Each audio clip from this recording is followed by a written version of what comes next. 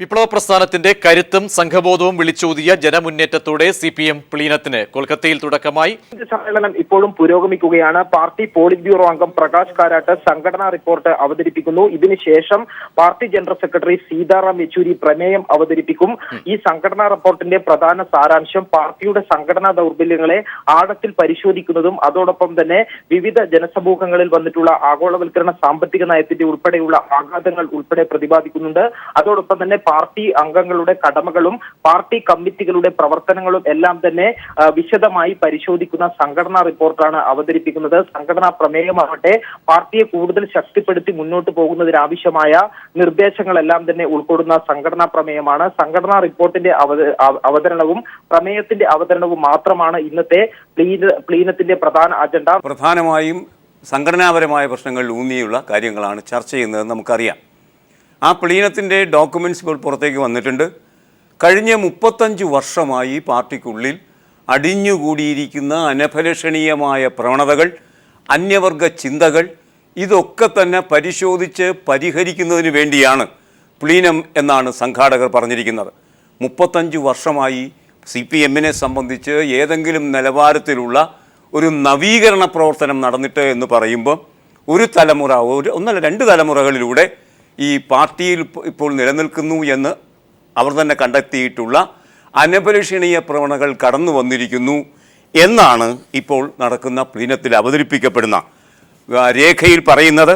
അതിനകത്ത് നാം പരിശോധിക്കേണ്ടത് അത്രത്തോളം വ്യാപകമായ ഒരു കാലഘട്ടത്തിൻ്റെ പുനരാവിഷ്കാരം നടത്തണമെന്ന് നിർബന്ധിക്കപ്പെടുന്ന സാഹചര്യം. ഈ മാർക്സിസ്റ്റ് പാർട്ടിയുടെ പ്ലീനം ഒരു ഒരു വ്യാപാരം മാത്രമാണ്. കാരണം ഈ 3 വർഷം കൂടി ഇരിക്കുമ്പോൾ കൃത്യമായി പാർട്ടി അഖിലേന്ത്യാ സമ്മേളനം നടത്തുന്ന പാർട്ടി മാർക്സിസ്റ്റ് പാർട്ടി മാത്രമാണ്. ഈ 3 വർഷം കൂടി ഇരിക്കുമ്പോൾ ആ സമ്മേളനം നടത്താതെ പിന്നൊരു പ്ലീനം എന്തിനു വേണ്ടി?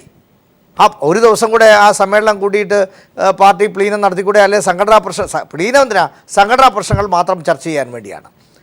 അങ്ങനെ ഉണ്ടെങ്കിൽ ആ പാർട്ടി അഖിലേന്ത്യാ സമ്മേളനം നടക്കുമ്പോൾ ഒരു ദിവസം പാർട്ടി സംഘടനാ പ്രവർത്തനങ്ങൾക്ക് മാറ്റിവെച്ചുകൂടെ? അതുകൊണ്ട് മാർക്സിസ്റ്റ് പാർട്ടി ജനങ്ങളുടെ കണ്ണിൽ പൊടിയിടാൻ വേണ്ടി നടത്തുന്നതാണ് ഈ പ്ലീനം. ഇതിനെ സംബന്ധിച്ച് അദ്ദേഹത്തിൻ്റെ പല വിമർശനങ്ങളും സാധാരണക്കാർ പങ്കിടുന്ന വിമർശനങ്ങൾ തന്നെയാണ്. അദ്ദേഹം ഒരു കമ്മ്യൂണിസ്റ്റ് വിരുദ്ധനൊന്നുമല്ലല്ലോ. ആ അർത്ഥത്തിൽ പല വിമർശനങ്ങളും പലപ്പോഴും പല ചർച്ചകളിലും ഞങ്ങൾ ഒന്നിച്ചിരിക്കുമ്പോഴും അദ്ദേഹം ഉന്നയിച്ചിട്ടുള്ള കാര്യമാണ്. അത് ഇത് നന്നാവാത്തതിൻ്റെ ഉള്ള ഒരു വിഷമം കൊണ്ട് തന്നെയാണ് അദ്ദേഹം പറയുന്നത്. ഇപ്പോൾ അദ്ദേഹം പറഞ്ഞതുപോലെ തന്നെ. പക്ഷേ എത്തവണയും അത് നമുക്ക് സംഭവിക്കാം. ഇപ്പോൾ പാലക്കാട് സമ്മേളനത്തെക്കുറിച്ച് അദ്ദേഹം പറഞ്ഞല്ലോ.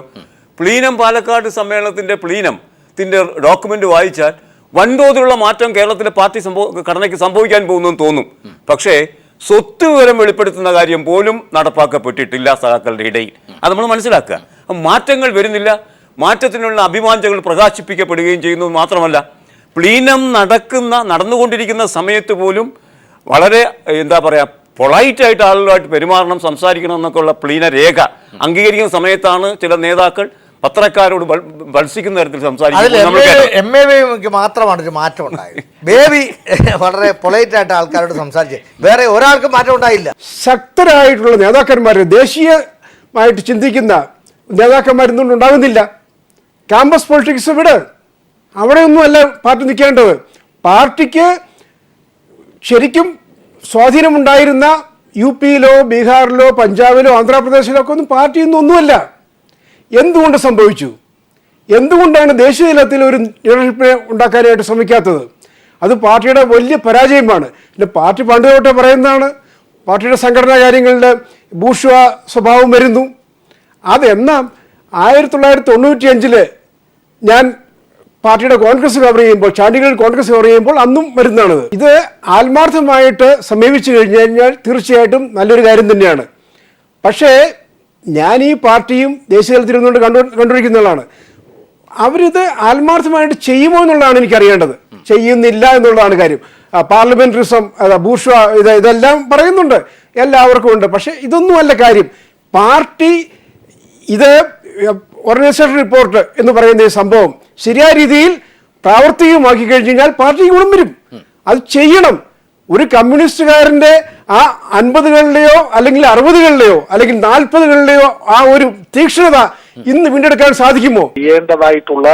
ഏറ്റെടുക്കേണ്ടതായിട്ടുള്ള കാര്യങ്ങൾ, അത് നിർവഹിക്കുന്നതിൽ ഉണ്ടായ വിജയ പരാജയങ്ങൾ, പോരായ്മകൾ, ഇനി മുന്നോട്ട് പോകുന്നതിനാവശ്യമായ നയസമീപനങ്ങൾ, സംഘടനാപരമായ തീരുമാനങ്ങൾ, അങ്ങനെ കാലാനുസൃതമായ അത്തരം കാര്യങ്ങളെ സംബന്ധിച്ച് പരിശോധിച്ച് മുന്നോട്ട് പോവുക തന്നെ വേണം.